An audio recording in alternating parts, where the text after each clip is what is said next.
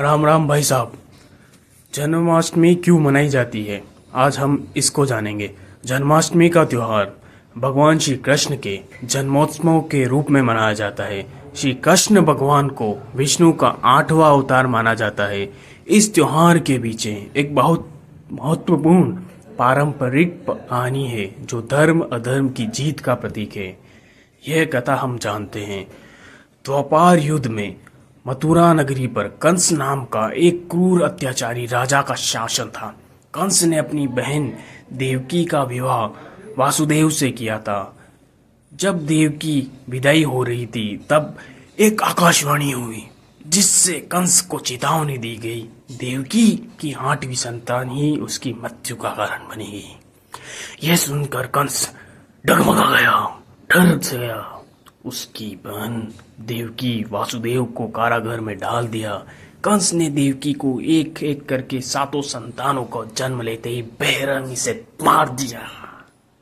जब देवकी की 8वीं संतान हुई तो संतान को जन्म देने वाली थी, तब कंस ने पहरे और कड़े पहरेदारों के बीच में उसके रखा। भाद्रपद मास की कृष्ण पक्ष अष्टमी तिथि की आधी रात को जब चारों ओर घनघोर अंधेरा था और मूसलाधार बारिश हो रही थी, तब भगवान विष्णु ने देवकी के गर्भ से श्री कृष्ण के रूप में जन्म लिया। जन्म लेते ही भगवान ने चतुर्भुज रूप में वासुदेव और देवकी को दर्शन दिए। भगवान ने वासुदेव से कहा कि वे उनके तत्काल गोकुल में अपने मित्र नंद बाबा के घर पहुंचा दे और वहां से उसे नवजात कन्या को वहां से लेकर आए। भगवान के आदेश का पालन करते हुए वासुदेव ने कृष्ण की एक टोकरी में रखकर यमुना नदी पार कर दी। नदी के शेषनाग ने वासुदेव और श्री कृष्ण को बारिश से बचाया। वासुदेव गोकुल पहुंचकर कृष्ण को यशोदा मैया के पास छोड़ दिया और उनकी नवजात कन्या को लेकर वापस मथुरा आ गए।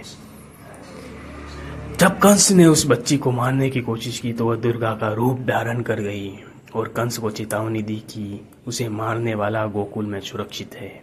इस प्रकार भगवान कृष्ण का जन्म कंस के अत्याचारों के समाप्त करने के लिए, धरती पर धर्म की स्थापना करने के लिए हुआ। इसलिए हर साल भाद्रपद मास अष्टमी को भक्तगण भगवान कृष्ण का जन्मोत्सव बहुत धूमधाम से मनाते हैं और श्रद्धा के साथ मनाते हैं। इस दिन लोग व्रत रखते हैं, मंदिरों में पूजा अर्चना करते हैं और रात को 12 बजे कृष्ण जन्म के बाद व्रत का पालन करते हैं। इसी दौरान हमारी ये कविता समाप्त हुई। सभी भाइयों राम राम।